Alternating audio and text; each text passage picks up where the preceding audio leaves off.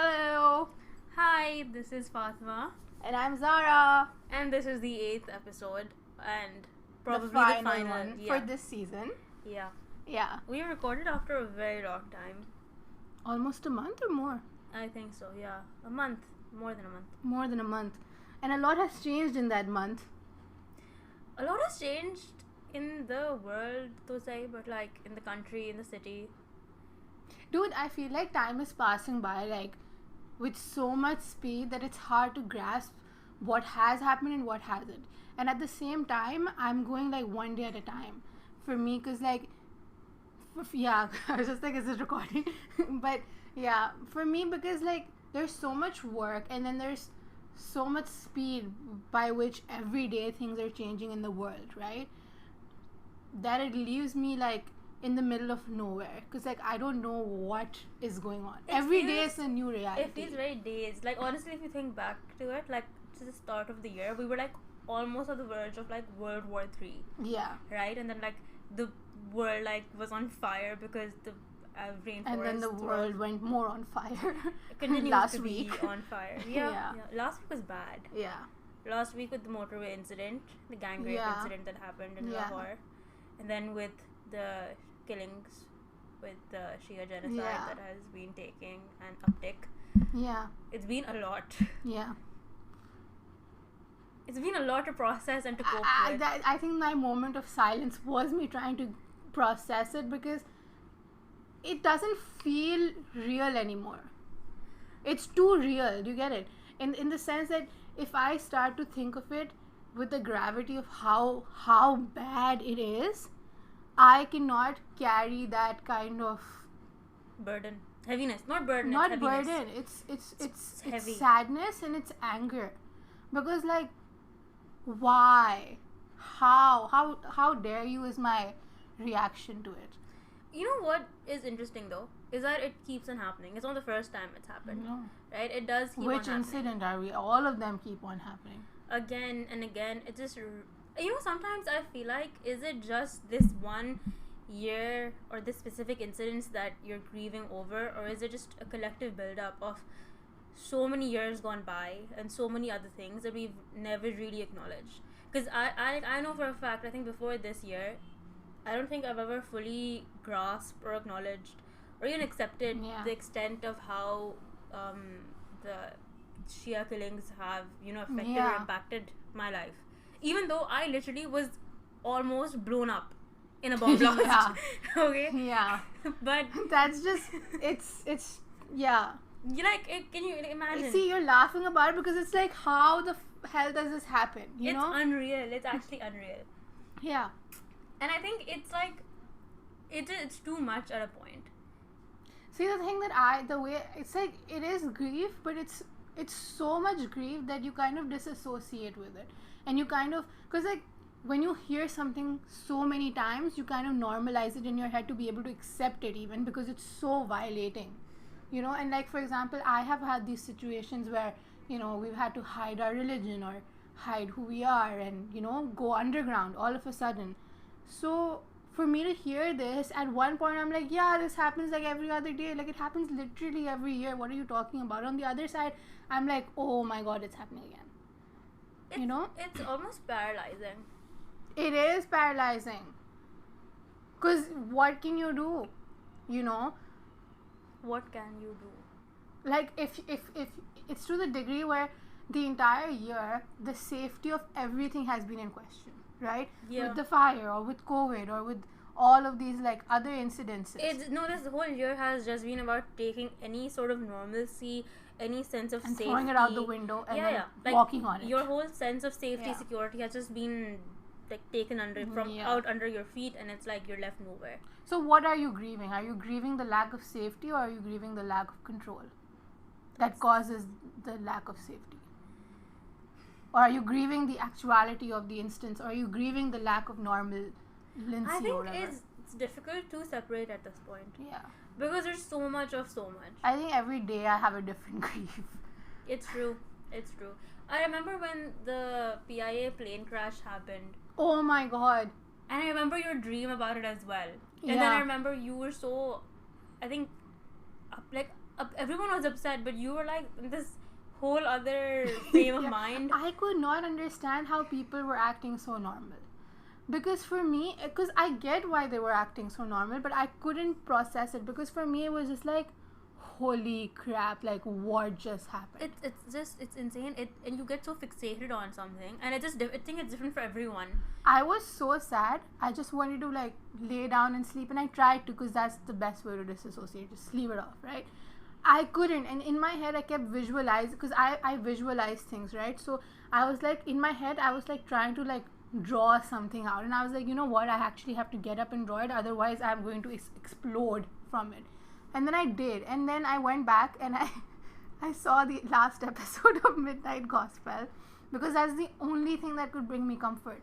Yeah. And in that episode, the only thing that I'm talking about is the scene where she says that, what do you do, you know, when people leave or people die? What do? You don't do anything. You just grieve them. You grieve and you cry. And you cry. Like that moment. That's it. That's the whole year. You cry. But at this point, there's literally no tears. Like, how much do you cry? How much do you grieve over something? You know, it's like, so some days it's one of it's a time where you just don't have much energy, don't really want to do anything. Right, that's also been me for like a good part of this year. Yeah. Right, where it's just like dead, tired. I don't know what's going on. It's just very there. heavy. It's very heavy. And that I think that's the best way of coping, right? But then certain days it's just so much, and you kind of explode, and you're like, I need to do something. So you create, or you write, or you do something that gives you a sense of agency back in your own self, right? Like, I felt this control, way. It's yeah. control, yeah. Like, Yeah. so I expressed, or I did something. But there are just days where you are so you've disassociated so much that you're like, things are fine, and you kind of go into the whole, what am I even upset about? Yeah. Nothing has happened to me. Like, that was me with the plane crash, right? Because when Exactly. I shared my grief about it, someone replied back to me, is like, it's not yours. And I was like, but I feel it. What do you mean? I know it didn't happen to me, but it happened near me. But it's alright, isn't it? Doesn't even matter if it didn't happen to you. There's Yeah. still people who are losing their lives, right? Like, and it's just okay. Like, when again, when there was the protest happening at Press Club for the motorway incident, Yeah. right? The rape that happened in Lahore. There was a protest that was happening, and I remember I was like, okay, I'm gonna go for that day, but I couldn't, because there was like a whole anti-Shia rally that happened in the entire fucking city. Okay, for some reason. I had People- like 2 different conflicts that day. Oh, no, man. and Yeah. I was like, okay, fine, I can't go. And to anyone else, it was like, acha, you just can't go. It's no big deal. Like, it's all Yeah. right. You actually just can't make it because safety, and it's true. You'll just get stuck. But I was so upset that day, and like, not even upset. I was just like, this is it. Like, you feel defeated, hopeless. I was just upset, irritated, annoyed, Powerlessness. totally powerless. Yeah. And you're like, so you can't do anything. The literal city is shut off. Right? There's no way for me to make it. That was the one thing that I was like, no, needs to be done. That was one sense of control, and even that was just snatched away. Yeah. And but it is such a large thing that it doesn't really have a personal kind of impact. I think that is why we made that post. Because it's like, you can't do anything, at least let me put out what is there. Because The that silence day, is violence. Yeah. And yeah. for me, it was just like, because obviously there's just one is this, right? And I feel strongly about this event. And then I feel strongly about the Shia one. Because like, what the actual hell? And then, you know what angered me was like, this white, like, not white, but like this privilege thing that comes up with it. It's like, it's not a big deal. Why are you getting so like triggered by it? And I'm like, bro, what are you talking about? But It is a what? big Okay, deal. I'll tell you what. Okay, so historically, even, right, any movement that has come about, right, Yeah, has only yeah. been from privilege, because the people who are actually suffering don't have the time to be worrying Yeah. about this stuff. Yeah. So if you don't use your privilege, what the hell are you doing, Yeah. right? And it's not just Shia or other. In thing, every it's situation, it's in every situation. Yeah. And so it's really difficult navigating between claiming what isn't yours as also your grief, Yeah. and also dealing with the grief itself, Yeah. right? It's like when your friend goes through something, you feel sad for them because they are going through that. This is just amplified to a much larger audience that you've never interacted with, but you're Yeah. still a part of, because your identity is also from that. Yeah. and you could also be a potential target one day. You never know. I didn't think I was gonna get like blown up in a bomb blast. Yeah. Okay, like that story is insane. Okay, like I'll tell you. So Yeah. I had a fever that day. My dali was like, let's go to the doctor. Throughout the day, I was like, I'm not going. I'm fine. मुझे नहीं जाना है. She insisted. We went to the doctors. Coming back, my driver took a different route. Yeah. It was just one gully away, one lane away. Yeah. Instead of turning from the lane we usually do, he turned from the lane in front. Yeah. We crossed, we went onto the road leading to our house. We crossed by. 2 seconds later, the bomb blast goes off a bit behind us. Yeah. And had we taken that turning, Road. the Yeah. normal one, we would have been in the middle of it. Yeah. So we just got saved because of that. See, in these situations, there's also that gut thing, and it's also like, you know, if you're gonna die, you're gonna die. You can't control But that either. it is unbelievable to think about the fact that that you could have and been. someone Yeah. this was near a masjid, so like Yeah. this is where it was done, and this was a time when a lot of this was happening as Do you well. think that people who haven't experienced events or things that are so shockingly like haunting in a way will understand or can empathize with it? Because some people can, but others genuinely don't get it. I feel like to be able to have that block is also a privilege, honest to God. Okay, like if you can tell someone, yeah, it's sad what you went through, but you know it's okay, and it's not everyone, and not everyone is like this, is also just really, really fucking stupid. I'm sorry. Like you don't get to say that. Yeah. Like I understand you might not be able to completely empathize with someone. You Sure. can't unless you have been there. Sure. I understand But that. you can at least try to Try. understand. Because that's the response I get, right? Because like with events or things that I've been through, they're not as like bomb blasty, but they are life or death, you know? Yeah, of course. We like had to move because of that. Like there is like a whole aspect of, again, safety is the thing, right? You have to save yourself. So imagine like an 11-year-old girl who's being told, if someone asks if you are a certain sect, like okay, you're And you Shia, say, no, you're not. don't say it. You know, like like that is just like, you know, at that point I didn't even understand what that meant, but today I do, and today I grieve that because you know I identify with it in a way more personal You know, way. the thing is, it's also this concept that we have as society, ke, why didn't you speak up then, or why didn't you understand it then? Bro, and we were you're talking like, about it yesterday. yeah, and I'm like, you weren't a kid. And even if you're not a kid, you know, your body doesn't register it. You don't remember it. You don't don't have remember memory it. of it. Yeah. And like we were talking about this yesterday when I said that I have this memory, right, Yeah. of walking home from the Yeah. mosque to my own Yeah. house, and I remember running because there were men like running like, Yeah. behind me, and I think they even tried to like pull Yeah. me. They were holding my hand. I had to yank it away. Yeah. But I don't know if that's a dream or if that actually happened. Yeah. And the only You reason know- only reason I can say that it actually might have happened is because I remember the touch of the man trying to hold my hand. Yeah. But it still confuses me to this day. Dude, okay, I'll use heavy words now. It is, you know, when you go through, this is a fact, if you go through an extreme amount of trauma and situations which are very violating, your body cannot handle it to the degree that it shuts off. Yeah. Okay, so your memory kind of goes to protect you from that pain or from that lack of safety, because you need to feel safe to survive, you know. So it's a survival mechanism to not remember it at all. And then the other fact of it is when it starts to come back, because it hasn't been there for a X amount of time, let's say 2 years, 6 years, 8 years, even longer for a lot of cases, you don't know if it's real or not, because how it comes out of nowhere. It makes it's no sense. ambiguous and it's It doesn't fit into your timeline. yeah, and you know, to accept that as a reality is also kind of like, holy crap, that happened. I remember you know? something really like something happened around when I was 3 or 4 years old, Yeah. right? And my Yeah. brain completely forgot that to the point where that Yeah. memory ended right before the traumatic event happened. Yeah. And I remember when I was 17, it Yeah. disappeared for a Dude, good the 14 age years. for it is 17, 18, Yeah. sometimes 20. This is the age where all these memories Start come coming back. back, right?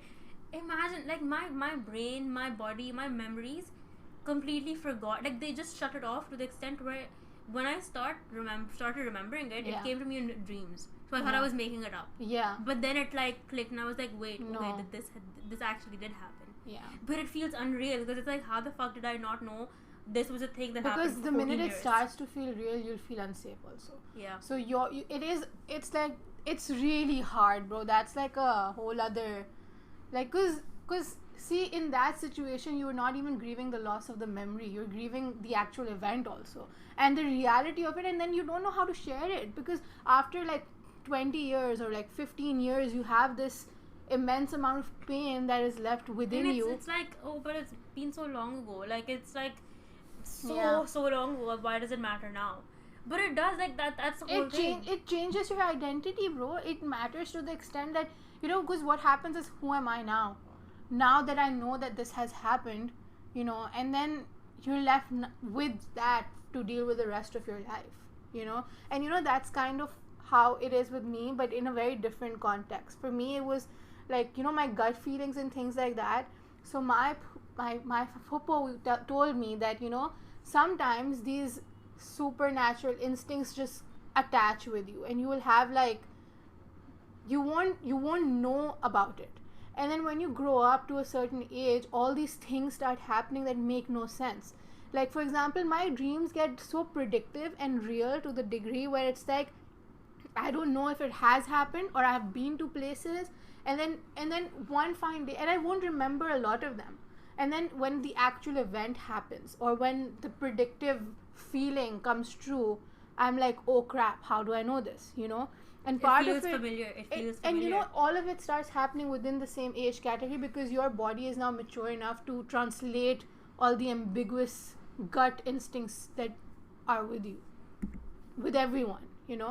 So for me, it kind of translated with that, because this year, the amount of like extreme gut instincts, because my gut instincts protect me, like you said, now you didn't want to go there, you didn't want to go at all to the doctors. That's kind of me with a lot of situations, but more specifically with these energy based things, because I know it's true. Like the dream about the plane crash, I dreamt me being stuck in my university, I dreamt talking to X amount of people, I dreamt being sick, I've dreamt so many things that translate. And then a lot of times this versus my childhood memories get confusing, because they're both a similar energy. They overlap. What is true, what isn't true, what have I dreamt, what has really happened? It just leaves you nowhere, because at the end of the day, there's a feeling, and the feeling stays in your body, and that feeling is so real that whether it happened or not, that feeling is still there. So I can dream something that is so sad, and the grief is stuck with me in my body, and until I grieve that, out of me, it's there. And the thing is, that was long. It's no, but it's true, because it's also hard to explain. So that's the best way I could explain it. But that's what I'm saying. Yeah. That this whole concept is really difficult, because we attach grieving only to very tangible things. So loss. Yeah, loss. But all of it is loss. All of this has been loss. Okay, but I'm talking about tangible things like loss of loved ones. Yeah, is the most people, biggest example, right? Like losing people. Actually, not even losing people. People dying. Yeah, very specific. Is the big one that everyone is allowed to grieve over. All these other allowed things, is the best. Yes, it's true. It's yes. true. Like, we're allowed to do that, but things like this whole year has been so heavy, and I want to grieve that, but that isn't really allowed, or isn't who okay. decides what is allowed and what isn't allowed, like that's what I told you. So when Muharram came around, right, I told you this. I'm like, I've been waiting for this, because it gives logical sense to my brain to be able to grieve now, because it didn't before, right? My brain was like, nothing's happened to me specifically, right, apart from just being like super tired and no energy throughout the entire year, but nothing has happened to me specifically. So what's your, like, you don't have any reason to be sad or to grieve. So Muharram was like the logical sense ki, okay, now I actually can, because it makes sense too, right? But it shouldn't be that way. You should be able to grieve, right? But I feel like there's so much loss, not even pain, there's so much loss that needs to be grieved, that if you open that box, it's never ending. It won't, it's there's a lot. And I mean loss of love, because it's coming from that love place, right? So it's like you empathize, because you are someone who's also very empathetic, right? So you will feel love, and then you'll feel their grief, and then you'll feel grief for feeling grief, and there's so much to it, and that's kind of like even with me, I like the plane crash is when the grief cycle just started, and then it didn't stop. After that, it's just been 1 day, 2 days, 3 days. Okay, next again. I think the plane crash was, I think, for a lot of people, because again, like locally based Pakistan people, you actually were like, okay, I could have been there. That's my you situation. literally could have, yeah. It's a week apart. Yeah, basically. I literally could, like, you know, it was it was just that. That's it. But you know, okay, I was talking about your point of your dreams and grieving that as well, right? Like that feeling. Yeah. And so I've had these two dreams, okay? I've had these two dreams, okay, very similar in the feeling that they produced. Both were like nightmares, both were really like horrifying. One was really strange, kisam ka, like trapped in a dollhouse kind of thing. Really, really messed up. I think you've told me this. Yeah, like a very otherworldly kind of entity present. The other one was again where I was like in my dream, walked in my bathroom. I felt like someone was already there. Yeah. And then I kept on walking inside, turned to the left, and there was newspapers and there was a dead body on it. Allah. Okay, and then I thought it was my mom at first, but then I'm like, no, it has long hair, so it was me. And when in the dream I realized it was me that was dead on the ground, I yelled so much that I woke up yelling. Yeah. And I woke up like screaming. Yeah. And but that's how I woke up. In the dream I had before, this similar feeling one, I had to in my dream physically tear my eyes apart to wake up. Because in the dream, I said to myself, if I close my eyes, if I sleep, I will never wake up again. Both of them had the same energy attached to it. This I know for a fact. Like it was the same exact thing. And both had the same feeling where I was like, what the hell just happened? Yeah. And it both had the same like carry on thing. But because it was a dream, you're like, this is nonsense, this is bullshit. But the feeling, that kind of fear really solidifies and just stays with you. It does not detach. And because it's such a wishy-washy thing, you're like, how do I deal with it? Exactly.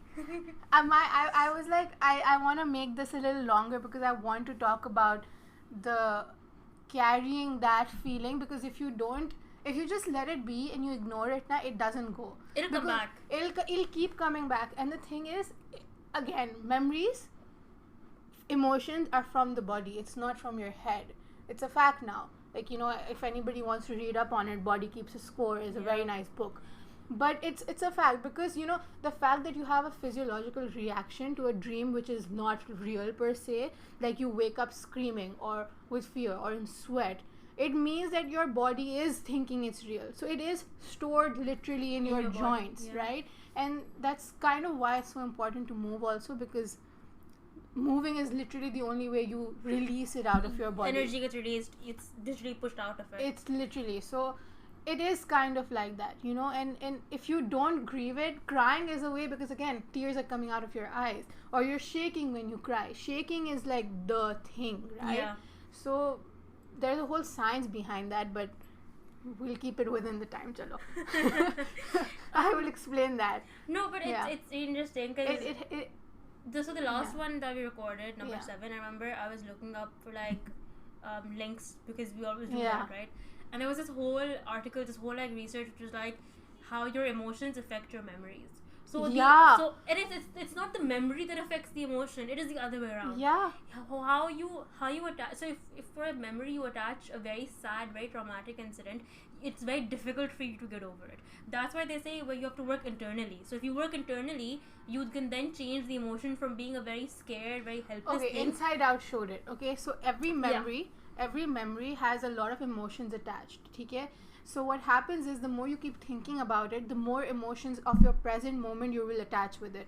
So an X amount of things happen. You recall it when you're sad. Now sadness gets attached to it. So you listen to a song in a happy place, in a happy day, happiness gets attached with it. That's also why whenever you want to deal with trauma specifically, they'll always say, come back, or let's start when you're in a place where you're more stable, more secure, when you're actually in the right frame of mind. They create safety first. You have to. Because when you can't do this without safety. It's true. But with memory and emotions, it's interesting, because emotions destroy, like, or kind of change the way you recall memory. Recalling in itself destroys memory. As in the fact that if you can remember something, means it's already distorted.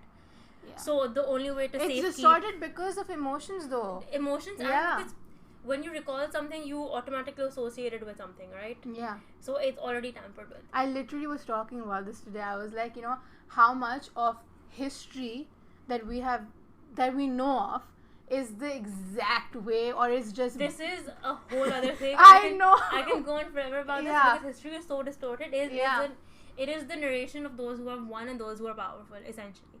Okay, that It's is what literally it is. what I was talking about this in terms of like the whole worldly conflict right now, but it's kind of what it is, and you're only taught one side. There's really interesting political philosophy and like theory on this, which is from like the Black women liberation struggle. So like Sojourner Truth, Bell Hooks, really good feminist philosophers, like political thinkers.